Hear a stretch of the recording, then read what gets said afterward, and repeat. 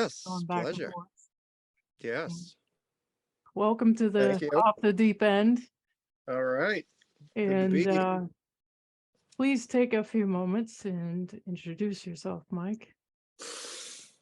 Oh, my name is Michael DeCoste. Geez, I suppose I'm a jack of all trades, but at the moment I own and operate a small breakfast and lunch restaurant in Gloucester, Massachusetts. I was before that a merchant marine, sea captain, commercial fisherman. Gosh, I've done it all. Landscaping, world traveler. All So, one right. of the things that we like to do at Off the Deep End is talk about stories of setbacks, of difficult times, things that have been maybe obstacles in your past that you've had to power your way through to get to where you are now. Do you have any sort of stories like that for us? Yeah, I grew up in Gloucester. I was born and raised in Gloucester here to a fairly, I don't know. My dad was a mariner manager. He was a former commercial fisherman too. My mom just stayed at home. Well, we actually lived on a boat. I grew up on a boat, believe it or not, 115-foot Danish ketch. It was built in 1914 in Denmark. Wow. My parents got it many years later, but um, yeah, I spent year round from the age of birth to 14 years old living on that boat, and it was quite the upbringing. It was amazing, really, very unique. Huh, I don't think there's many people that have had the same kind of upbringing that I got experience to. So it was when I was a kid, I suppose I thought I didn't really like it because I was different than everybody else, and it gives, other kids reason to single you out as being different. But as I've gotten older, I've really learned to embrace where I come from because it is so different and it has had its own unique set of challenges and perspectives on looking at the world that I don't think you normally get going through the regular run of the mill kind of upbringing. So it was always an adventure. Hardship, I mean, gosh, my parents were basically dirt poor ex hippies that were still never gave up their passion for, alcohol and substance abuse. So that made, growing up, I guess, fairly tough because I suppose I always came second to their own uh, addictions, I guess you might say, their own demons, which I suppose when you're a child, you don't even notice it. It's when you look back, it's when you have your own children. I mean, I have my oldest son is about to graduate high school in a couple days. Oh, nice. So Congratulations. yeah, it's been a long road, but it's been exciting. I mean, it's actually in my family now, two generations haven't made it through high school, so now we're turning it around, and he'll be the first of what's hopefully to come a, succession of children who finally get on the right track, so to speak. He's going to Plymouth State College in New Hampshire, got a full ride, and we're really excited about that. So Great. yeah, it's good. So, Mike, what were some of those unique perspectives that you mentioned you have because of Well, your upbringing? that's yeah. I would say. Hmm, I suppose being able to look at things from, a different angle. I mean, when you live on a boat, life is all about problem solving. I mean, just sometimes getting to where you need to go, just from waking up in the morning to getting off the boat to getting ashore to go to school to get groceries, whatever. I can think of a couple instances where like the gangplank had fallen into the sea, and my mother and I and my sister was too young at the time, but my father had already gone to work, and we had to figure out together how to rig up a bunch of lines and some pulleys and get the thing out of the water to put it back up so that we could get off the boat. Just you learn to be self-sufficient, I suppose, and that Mm. at sea nobody's coming to help you, right? And I mean, this has been instilled in me since I was a small child, but it only grew as I got more into the industry and older and working on the sea. But you really learn how to fix just about anything. You get stuck in a situation 500 miles offshore. It's just you in the ocean, and you're either going to sink or swim. You know what I mean? So Yeah. you really learn, I suppose, who you are and what you're capable of in that kind of style of upbringing. Whereas I find that my shoreside companions are far more, how can I put this? I suppose timid might be the word, or not as willing to take chances and risks. That doesn't go for all people, obviously, but I find that seems it's worked out well for me. I think growing up in that environment definitely added to that, Yeah, that mental stamina I have, I can't Um, imagine winters on a boat in New England. What was that like?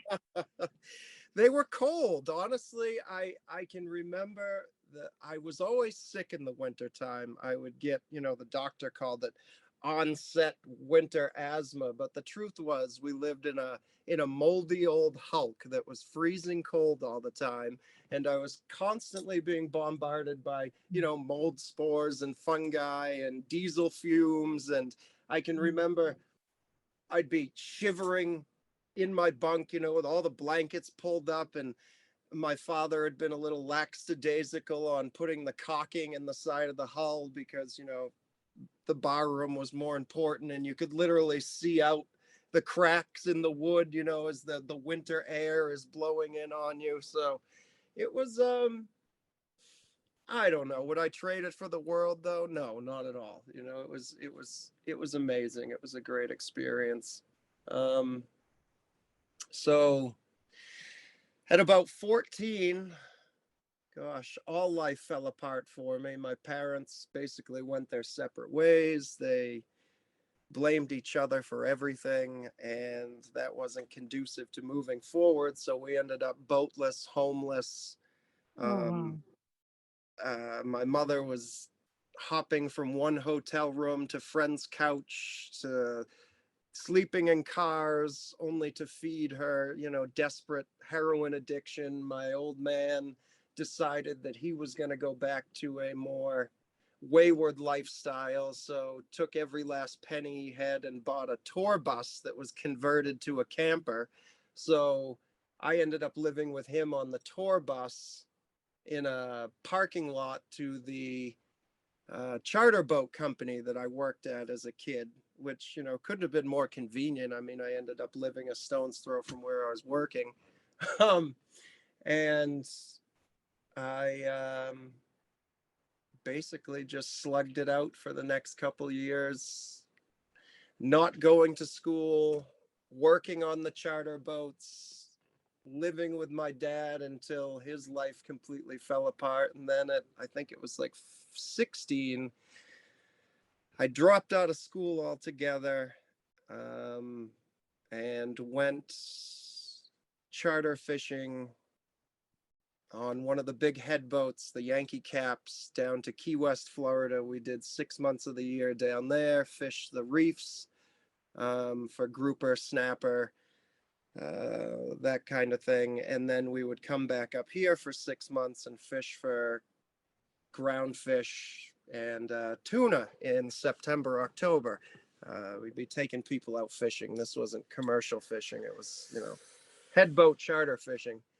Um, I stuck with them till I was about 18 years old doing that, keeping my parents afloat, basically paying all their bills and keeping a roof over my sister's head. And then at, I don't know, it was about 18 and a half, I came home, and the uh, finally touched base again with the obsession and love of my life, my wife Danielle, and I took her back to Florida with me, and we ended up, it was a windy winter, so we ended up getting pregnant. Well, she did. I, of course, didn't, but. And we had our first child there shortly thereafter, which put a stop to the whole traveling thing. And that's when I stayed home and went commercial fishing, and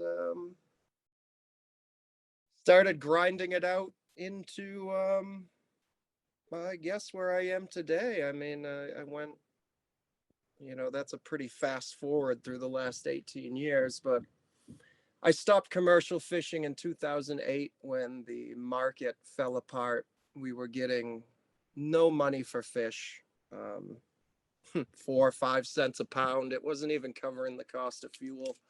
So I had to find a different path at that point because I didn't own the boat. And a friend of mine was working for Crowley Maritime at the time and said, "Hey, you want to come work on tugboats? I know you have a captain's license. I'm sure we can get you a job on the deck."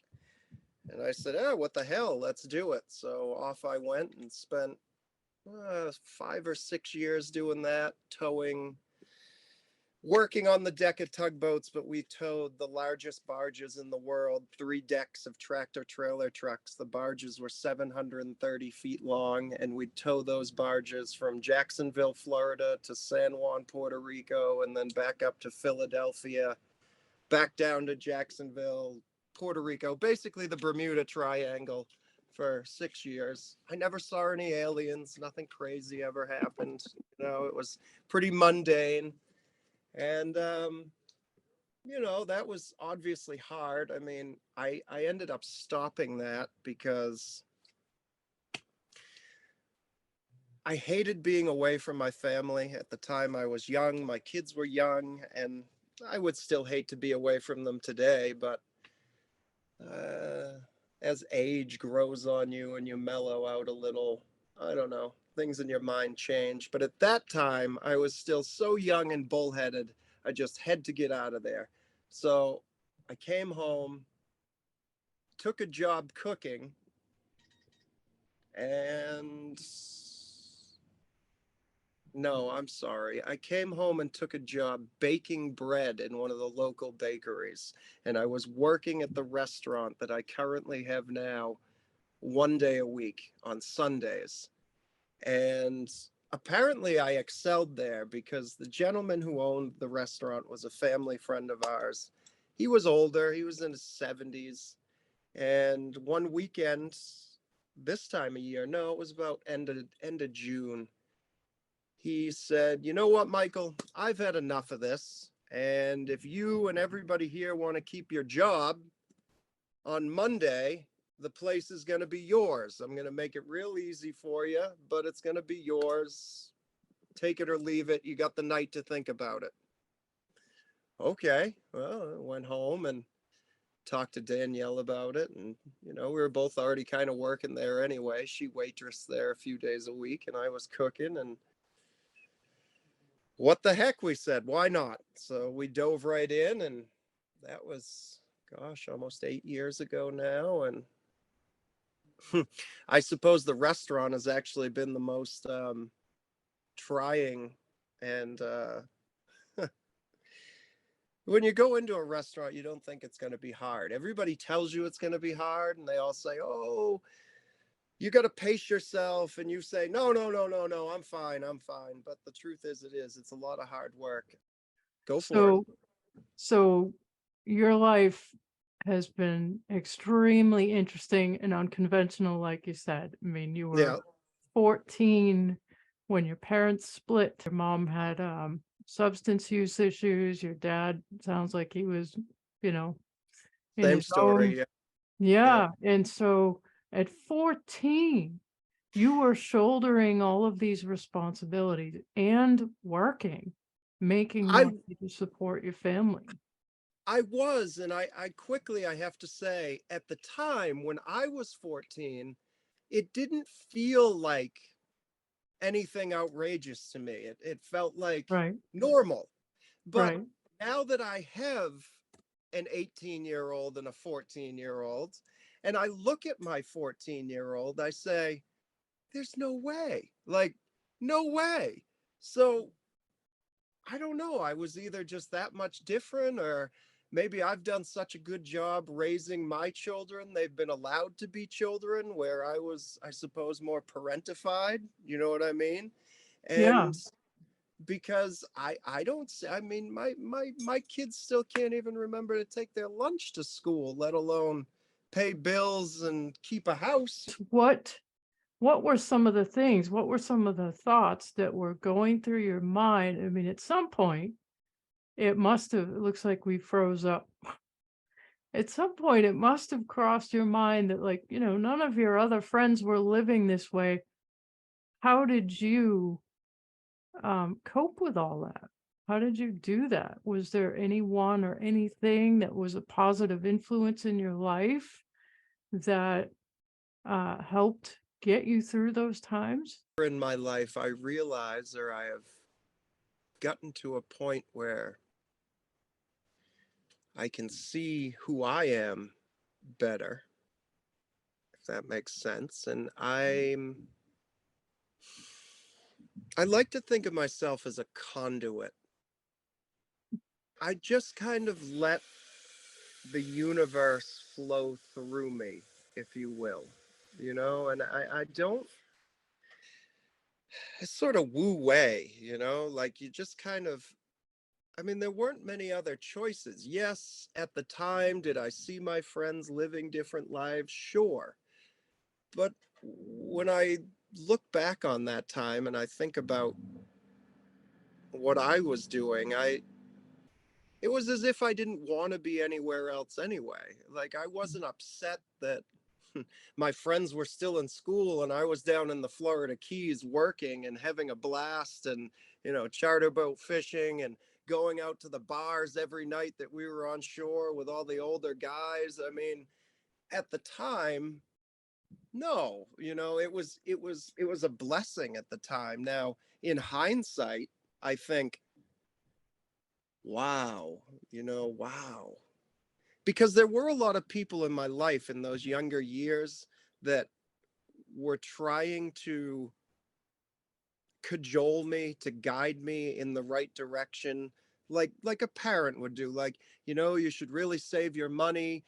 Mike, you're making a lot of money every year, 80, $100,000 a year. You could be saving a lot of that money. And when you're 15, 16, you don't listen to adults. Yeah, whatever, you don't know what you're talking about. I'll be fine. I'll be fine.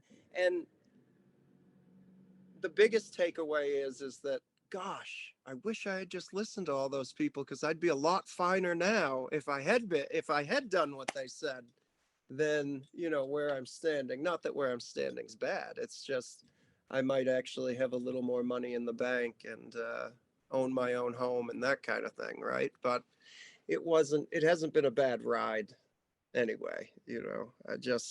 I learned the hard way. There was a lot of learning the hard way, a lot of setbacks. I mean, I fell into my own addiction to drugs because I didn't know how to cope with life, my feelings, what I'm supposed to do with feelings. I mean, basically and of course they're going to be loud here. Basically, the only toolkit that my parents gave me was, when you have a problem, get fucked up. Excuse my language. When you have a problem, you use drugs. That's how you solve it. You just do anything you can to feel better, not actually address the root causes of things, which, again, I had to learn all the hard way. I mean, now here I am, 38, maybe 39 now. I can't remember, but pushing 40, we'll say, and it's just all starting to dawn on me. Maybe that's the same for everybody. I don't know. I can only go in my own body, but um, it seems to me that there have been a few people around me who understood it a lot sooner than I have. So, I think we can all say that about yeah, different things, you know? right. There are things that I know I've learned the hard way, things I'm still learning the hard way, and things that you learn on your own because you have the initiative. Um, but we're all different, and yet Sure, that seems to be a common denominator. Is there are just some things we learn the hard way. absolutely. What I are some of those major life lessons that you think you've taken away from those experiences for now, before we get into where you are right now, like growing up and your young adult life, and how did you what are some of those lessons that you feel you've taken away in hindsight? What would you share with people? Well, I would say that I think the biggest thing that I definitely wasted a lot of time on was asking why and feeling sorry for myself because I didn't have whatever it is. I mean, you can put anything you want in that blank, but I think I spent a lot of time doing poor me, whether I knew it or not. I spent a lot of time in my early adult years. I would go around and tell this story to anybody who would listen, right? You're Mm, always looking for somebody else to listen to a sob story. And while sob stories can be fun and rewarding and it's good to get it out, when it's when it's the crutch that you're trying to get around on, it's not helpful at all, right? So my biggest takeaway from my early life is just that, especially as a young person, you think that everything is supposed to come to you now, and you get really upset when you don't have it. Oh, these people have what I don't have. But really, you're getting your own experience that has its own set of rewards in it that you probably have no idea of at the time. mm, But if you can find, and I know it's a lot harder, if you can just find I don't know, the calmness and patience to understand that everything comes in its own time, and that as long as you stay focused on, I don't want to say the positive, but your goal, right? As long as I mean, because that's all success is in life, is setting a goal and achieving it. And I know for a fact that I spent too much time setting goals and then whining about why I wasn't getting to them instead of just keeping my head down and achieving the goal, right? And it wasn't till later in my life that, I was able to slow my mind down, I suppose, enough and realize some of these, I don't know, fundamental truths, I guess, that, mm, you know, um, all good things come to those who wait, those who are patient and put in the work, right? I mean, it's success is always right around the corner. So I don't worry about it anymore. I spent a lot of time worrying about where I came from, all the things I didn't have, but none of that's important. It's what's really important is just living every day to its fullest and doing the best that you can every day. And I know that sounds kind of cliche, but I nope. don't know if truer words have been said, and there's this own beautiful fulfillment that comes out of giving your best to the world every day. And I mean, that can be as simple as, I mean, I still to this, even today, I have 3 or 4 neighbors in all the houses around me who, I take care of, old people who they don't owe me anything. They're not my family, but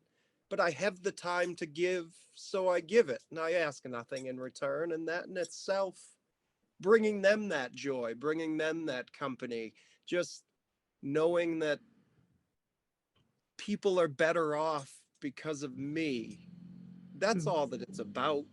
There's you can't take any of the physical stuff with you anyway, right? I mean, Right. it's it's all just parts and pieces, you know. What we take with us to the next realm is all those pure experiences, all the good, all the bad, just the energy, you know. So Mm. I'm kind of more focused on that now than worrying about what becomes of anything, you know. And it's hard to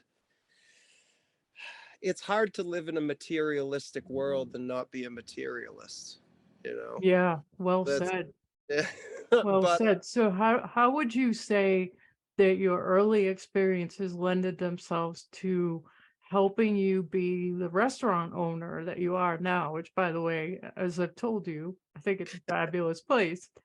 I really enjoy it there. I've been there twice. So that's I'm a not plug for Zeke's place in uh, Gloucester. I I honestly don't know if any of the early years. I suppose the one thing that was helpful in the early years is when I took the job on the offshore charter boat at 14.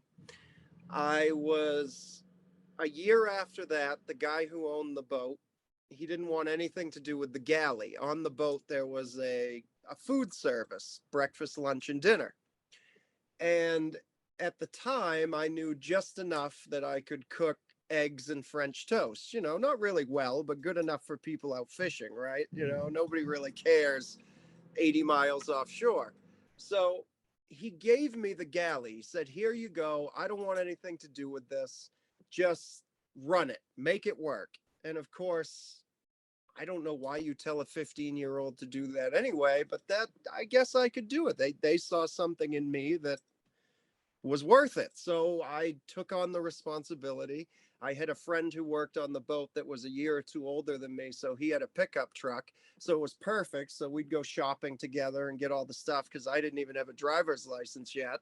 But it basically taught me how to run a small business. I mean, a really Wow. small business. This was all a microcosm on a boat. But I mean, I still use some of the things, obviously, that I learned doing that to this day. Like um, these people that took me on as a child and said, "No, we're not going to let this kid fail. Right? We're gonna give him what he needs. It may not be much, but they gave me a roof, a job, and food in my stomach, and some guidance as much as I bucked against it, right? You know, Yeah. which every kid I suppose does, but um, I still had a foundation, so I wasn't completely lost. You know, it was good. It was good.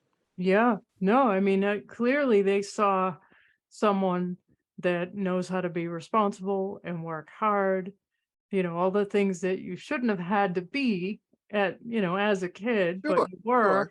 And so they saw that. There was plenty of irresponsibility. I mean, it was a long road for all of us. I don't want anybody listening to think that I was just this amazing 14, 15-year-old kid because that couldn't be further from the truth. You know, I think that I had all the makings of every 14, 15, 16-year-old, you know, Mhm. and I was just in a situation where there wasn't a choice. I mean, what was the alternative for me, right?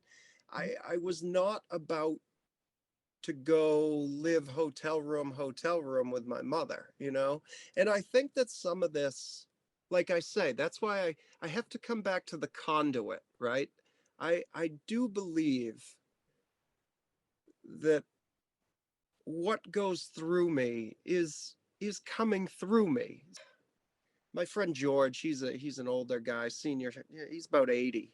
We go out to breakfast every Monday. Just I enjoy his wisdom. He enjoys my youth, so it's the perfect combination. But he where was I? Conduit. Right, right. He says, I'm amazed by all of this. I'm amazed at all the things you know and you do and da da da da da. And I just say, George, I'm just open and to receptive to what the universe is sending me. And And it's not easy. I mean, because there's plenty of things that I don't want to say God, but I'll use God, that God is commanding me to do that I don't want to do. Like, I don't always want to go help the neighbors, right? But there's this voice in me that says, Michael, you must go do this. And then when I don't, I'm more burdened by not doing it. Like, Mm. let's say I get the feeling that I'm supposed to go help this person and then I don't, but I choose to be selfish instead and I stay in bed all day. Well, all I hear in my mind all day is this nagging, just this, you should have done it. You should have done it. Why didn't you do it? Right? You have a conscience. It's, Sure. you I know, guess so, right. and it's, I think a lot of people that grow up the way you had to maybe don't listen to that conscience as much. But it's guiding you. And yes, I'll say God, I'll say creator, I'll say source, because I happen to believe that Yeah. we do have a loving creator and he is the source of the energy and everything that's love and good, um and he's guiding you, I dare say. So what I does dare that look say so. like in your everyday life right now? So you run this restaurant. I can I vouch do. for the fact that your love comes through the food. um and I love it that it's fresher food. So what is that like for you? It all turned around for me because when I started the restaurant, I was still young and full of it and crazy. Honestly, I was still dabbling in drugs at the time. I was still beating a terrible opioid addiction, which came out of years of just stupidity, self loathing, and being a commercial fisherman. It just kind of went hand in hand. But 2 or 3 years into owning the restaurant, a commercial size can of Pam cooking spray exploded on me at the stove. So I was 43% of me was covered in third and second degree burns. I Oh, mean, melted the hair off of my head, my face. I oh mean, my you see my God. face doesn't look so bad, but that's because for 3 weeks they shaved it every day and just peeled layers of burnt Oh flesh my off me. goodness. Oh yeah, yeah, it was horrible. My arms, you can actually, I don't know if the camera will pick it up, but I have skin Yeah, I graft can see it. up and down my arms and Yeah, wow. legs and the whole 9 yards, right? So, Wow. um, that was an awakening, right? It was like, huh, it was like, it was like somebody just said, not somebody, it was like all the power of the universe just landed in my lap, right? And just went boom and just exploded on me and just shook me to the core. My father was there with me in this moment of time that this happened, and I swear he's the only reason I made it out in one piece. I mean, like the what it was like having all your everything that you had done prior to that moment was just almost like absolved, right? Like this is the payment for your sins, right? Like you have been this awful, lying, cheating, stealing, just terrible person, and now you have this chance for this beautiful rebirth, and you can go either way with it. Like I could have kept going down the road I was on, but something inside of me said, no, that's not what this is about. Like everything happens for a reason, and this was your chance to just move away from that whole before the burn person, right? Mm. So, and it's amazing. I don't even know where to begin. I mean, I had to find myself completely again. I mean, I was stuck in a hospital bed for six weeks, Mm. 8 weeks. They I had to start walking again, like learn, not learn how to walk, but learn how to walk. I mean, I was so burnt and crispy that every movement was, oh, I would not wish this on my enemy. Like I kept saying that to Mm. everybody who would listen when I was there in the hospital, is that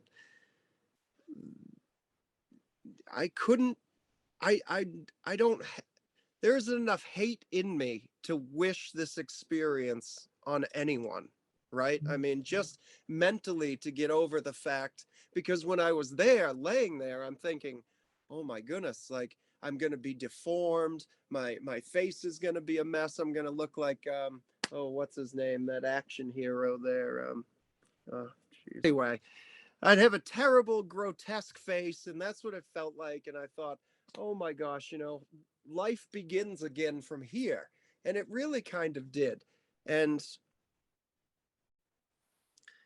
so I don't look back on that experience. It wasn't something that was bad. It was beautiful. It was Mm. completely life changing for me. And the strength that I realized that I had.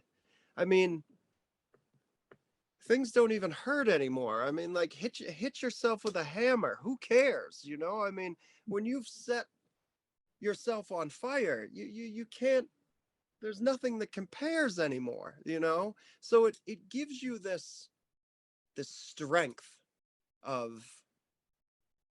I mean, I dare say I recommend it to everybody, but I certainly don't. I mean, like it's not a good thing, but it was an incredibly good thing for me at the time. And it was painful. I mean, I spent the better part of 8 months crying every day after that for no reason Oh. at all. I couldn't even understand why I was in tears. I would just sit up here in my room. I couldn't leave the house. I couldn't do anything, but I could cry, and I just cried and cried and cried. And part of me felt like, well, this is baby stuff.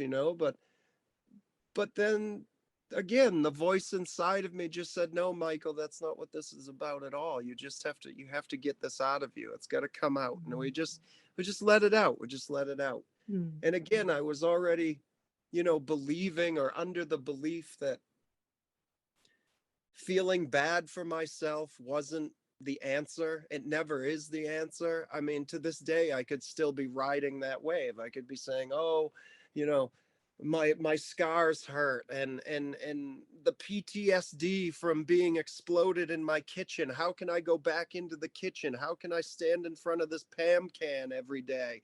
How can I keep my restaurant running? The trauma, woe is me. But and I guess that would be okay if that was what I chose to do with it, but it's not, and it isn't, and I couldn't, and I just go back in there every day, and I look at that can, and and it wasn't my fault. I mean, truth be told, the manufacturer of the Pam was got a whole bunch of cans on the cheap from China that had little vent holes in the bottom of them. They were supposed to be used for hairspray cans, not for cooking oil. And because they could save a few dollars, they put the cooking spray in cans that weren't rated for a kitchen temperature and proceeded to sell them to kitchen people to be put in kitchens. Well, the can discharged at around 105 degrees when normally a cooking spray can is supposed to discharge at 250 degrees. And lo and behold, because of corporate greed, my world was turned upside down. You know, the lawsuit in the end didn't end up working out for me either because they got me on a technicality. I New another lease on life. Yeah, and I wouldn't trade that one either. I what I learned was incredible about myself. I nothing can stop me now. Nothing. And I try to share that story with all the people who come into my restaurant that I can, who are, down and out. I mean, in the town that I live in, we have a lot of I don't know. It's a lot of apathy, and this used to be a working fishing town and a bustling seaport, and I just share what I can with anybody who comes in, and Yeah, I just try to be there, at any conversation that I can open, or any that I hear that I can get into, and that's a help beautiful anyone. thing. I'd That's a like to do beautiful more, honestly. I just started speaking at a couple churches. I had been invited to do um, some things like this, actually. A lot, I guess, basically like this, but with live audiences, and they've been received well. I don't know. It's funny that in this time frame too, you have shown up and asked me to do this. So it's almost as if where I'm moving through another, I don't know, epoch or genesis of my life, where it's gonna start taking on another series of events that have nothing to do with the restaurant. It's gonna be more, I suppose, cerebral. Oh boy. Well, it's very heart-centered too, even though you're working in the food industry, what you're doing, it's hospitality, it's heart-centered. And that's my passion, is working with people that are heart-centered in what they do. Um, and you shared with me, and if you're comfortable sharing here, obviously, your bad burns were not the only crisis you've had since you started the restaurant. I'm not sure. No, I'm no, not I had a sure stroke too. when. Yeah, could you tell us Yeah. that story? Oh my goodness. So that, all right. So that's why I want, right. So COVID. Okay. So COVID starts. And I guess it was March-ish, end of March. I don't know. The Yes, time it was all March. right. And so I believe it was the last week of March. We were in the restaurant, and the it had all started, and people were talking about it.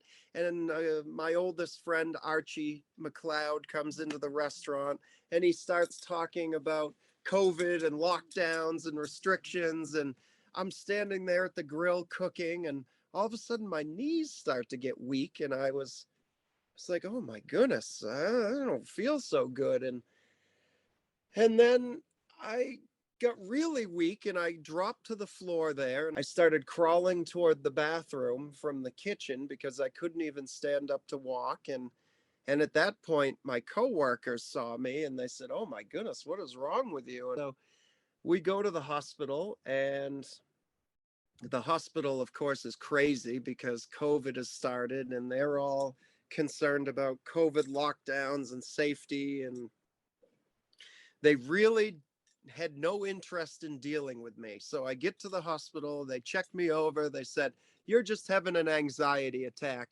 You own a restaurant, COVID, you're just panicking, right?" So I said, "No." I said, "Please." I said, I'm having a stroke. I know I am." They said, "No, no, no, you're having an anxiety attack." I said, "I'm begging you, I am."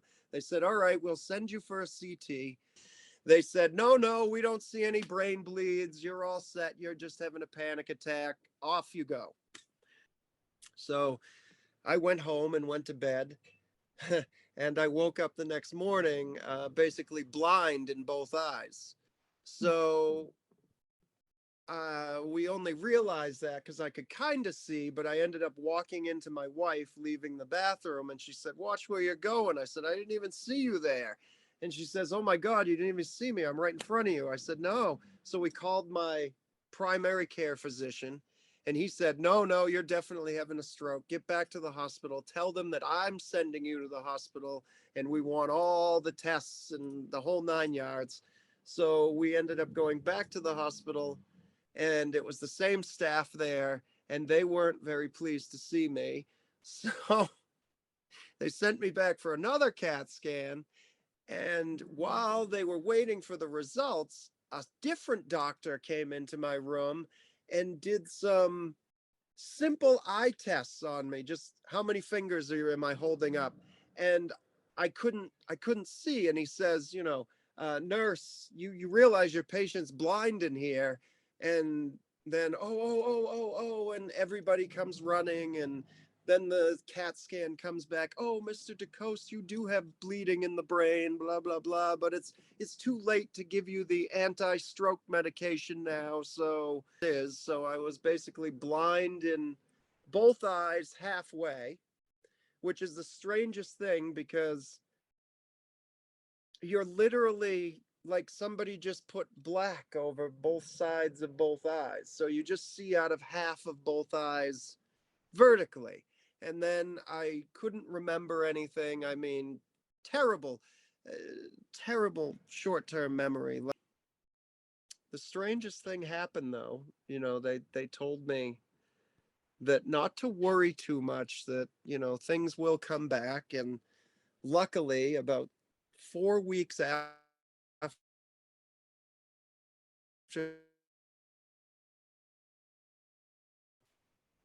I was walking the dog one night, just walking along, half blind in both eyes, and it was like somebody hit a switch, just boom, just boop, and my eyes turned on, full vision, boop, like Oh everything my just God. boop, and I still have short-term memory issues. Cooking is a challenge.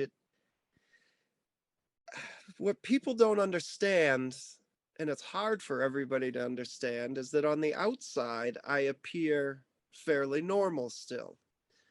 But what I feel, and I know other stroke victims, they feel the same way, is that in my mind, I'm using 40 to 50% more power to give you what I'm giving you right now, as opposed to what I used to be able to do before the incident, if you can kind of grasp what I'm trying to say there, right? I absolutely can. It is challenging. Is it challenging? But again, like my whole life has been this way. Like, what are my choices here?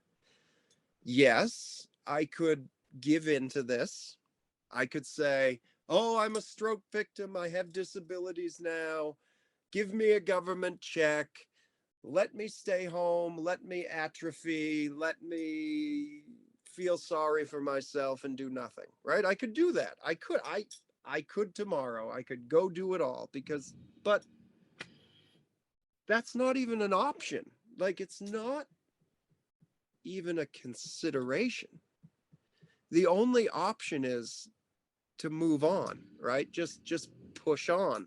And I don't know where that comes from. Like, I don't,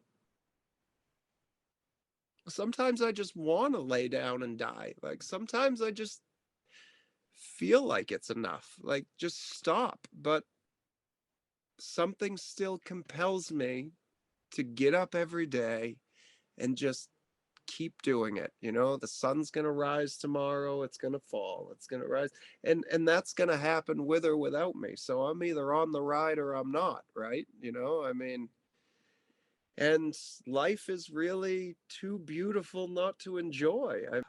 Of course, some days are tough days. Everybody has tough days, but I mean, look at a flower. Look at the leaves on trees. Look at Just look at the sky and the sun. All of that's for you. You're the only one seeing this. Like, we people.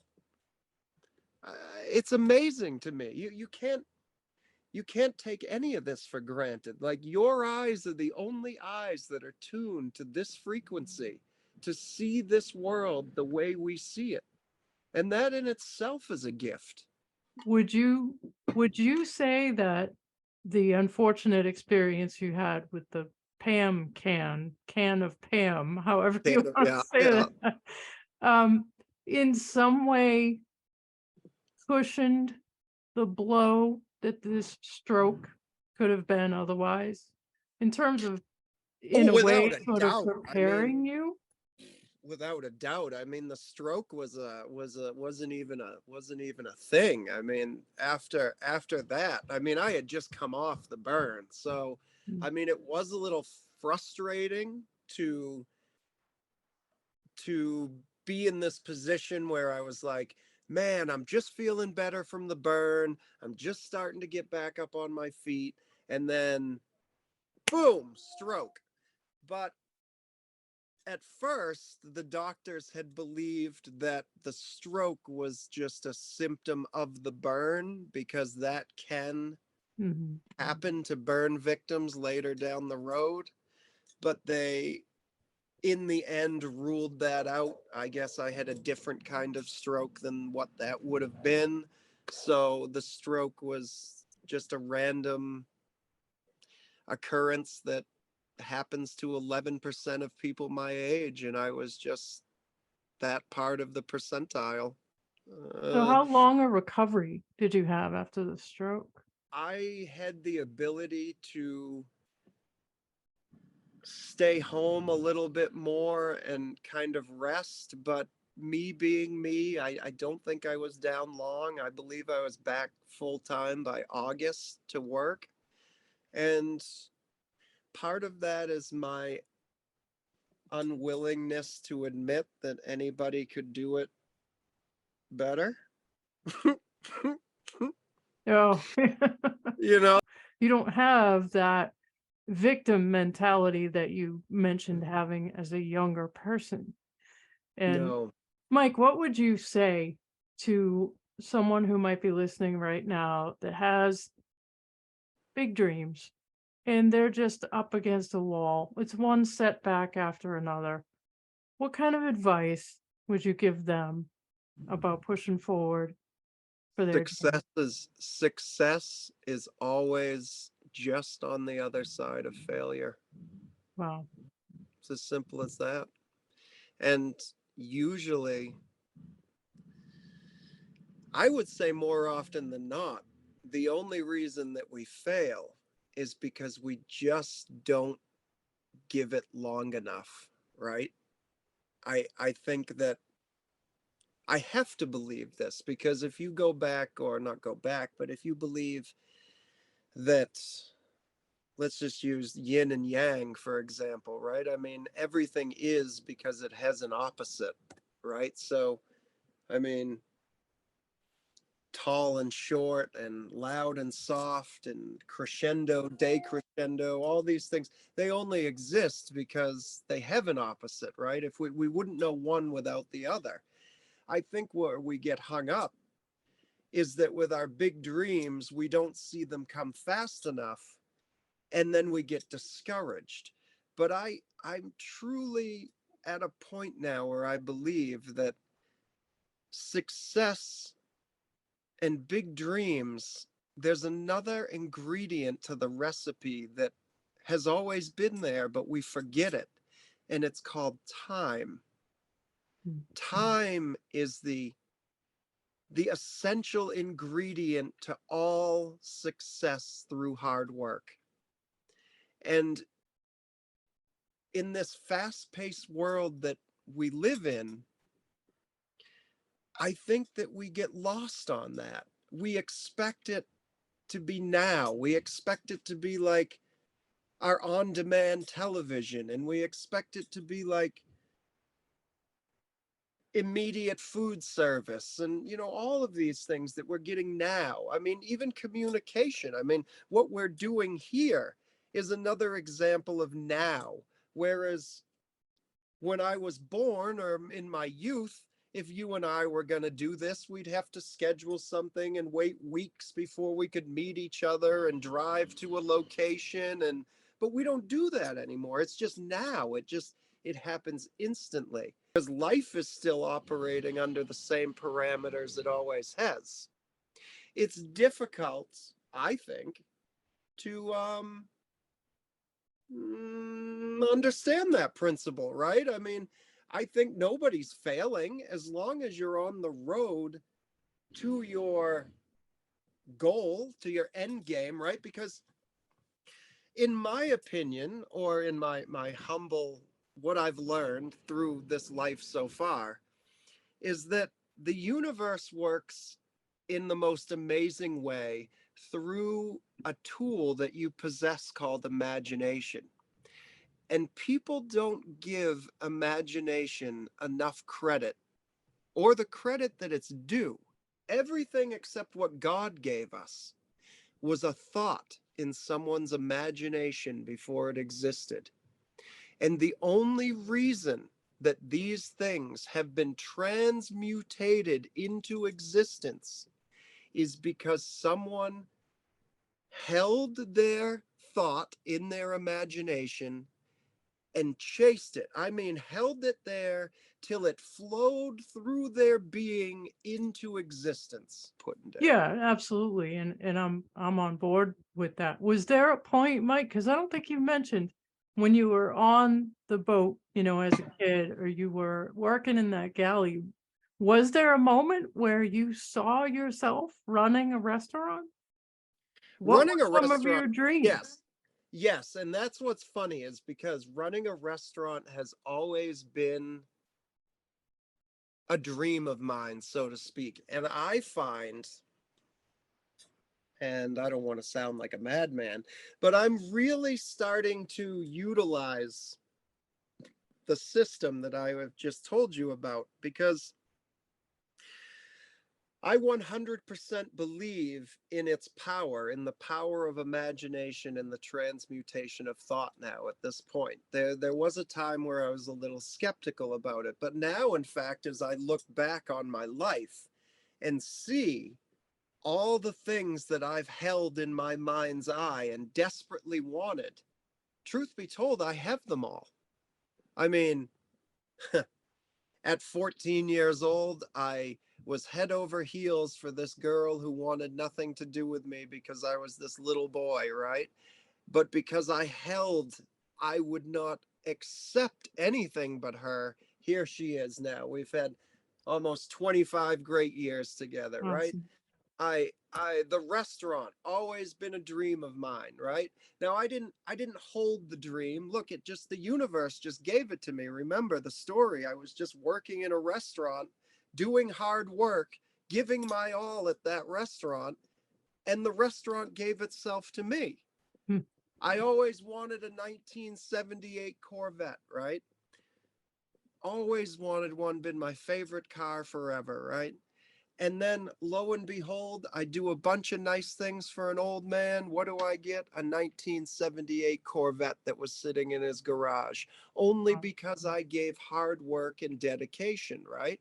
I just, again, it goes back to listening to the voice in your head, right? You just do the right thing, and the right thing will be, reap what you sow what you reap. I swear to God, I swear that no truer words have been said. And if you just keep stacking up that universal currency, that's what I like to call it, universal currency, because every good deed puts another coin in your bank, right? And all of that money sitting in your bank account, it's not real money, mind you. You know what I'm saying? But Yeah. these actions of kindness, compassion, caring, and goodness. I mean, I'm not saying you don't go and do these things to rack up money in the bank, because you won't make any money that way.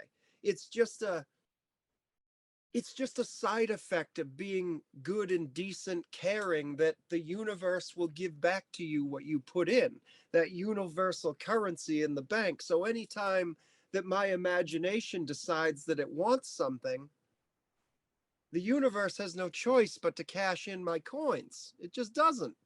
I got a mushroom tank sitting at the restaurant. I sketched it out on a piece of paper. I don't know if you know, I grow my own mushrooms, No, oyster mushrooms, lion's mane, shiitake. I grow them all right in the kitchen good in for the you. in this big beautiful case that was repurposed out of a house that was being torn down. I had made this little contraption out of PVC pipe and some corrugated plastic, but I had drawn on a piece of paper the real mushroom tank that I wanted, which was going to be all glass and have metal shelves in it, beautiful lights and humidifiers. I get the little one all put together, and a guy comes into the restaurant out of nowhere, just sent by the universe, and he looks at my little mushroom contraption and he says, huh, I know exactly what you want to do here. I'll be back in about a week and a half. I said, okay. He says, you don't mind, right? If I make something for you, that'll be fine, right? I said, oh, please. Yes, make me something. He says, well, I'm going to surprise you. Okay. He comes back a week and a half, 2 weeks later. You know what's going to happen here.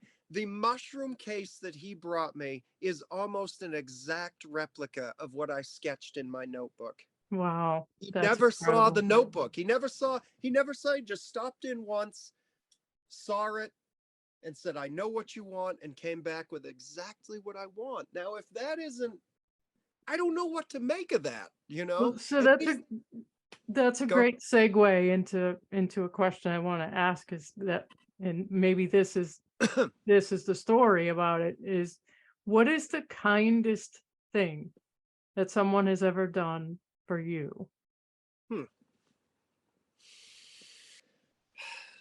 The first one that always comes to mind is when I was burnt. Immediately, not just one person, but a lot of people in this city came together and raised a ton of money for me. I wasn't deserving of this. Nobody owed me anything. And they heard, and the whole community came together. I mean, overnight, Wow. they took care of all the needs of my family. They were bringing people food and helping out at the restaurant and making sure the bills got paid. I mean, Wow. this town, this city, out of nowhere, I laid down everything to make sure that the people that I loved and cared about were safe. And to me, there is no greater kindness. I mean, I would say probably the most beneficial, very personal kindness was when Carol Hill of Yankee Fleet, this goes back to when I was a teenager, the because my mother was a mess and my father was a mess, the state of Massachusetts Department of Social Services wanted to put me in the system. And the Hills came, again, they had no reason to, they didn't need to, but they knew that they had known me since I was a small child. I was working for them, and they went to the state and said, look, we've got this child. He's fine with us. We're going to take care of him. We're going to make sure he's safe. He's going to be okay. And that kept me from having to, Thank God. right, potentially be dragged through a system of who knows what, you know? So I Yeah. will never forget that. I owe them, you know, they wouldn't say I owe them everything. I've tried, but it meant the world to me. You know, it meant the world to me that Greg Mercurio, who owned the Yankee Caps, likewise invited me onto the boat, gave me a home, tried to teach me how to be an adult.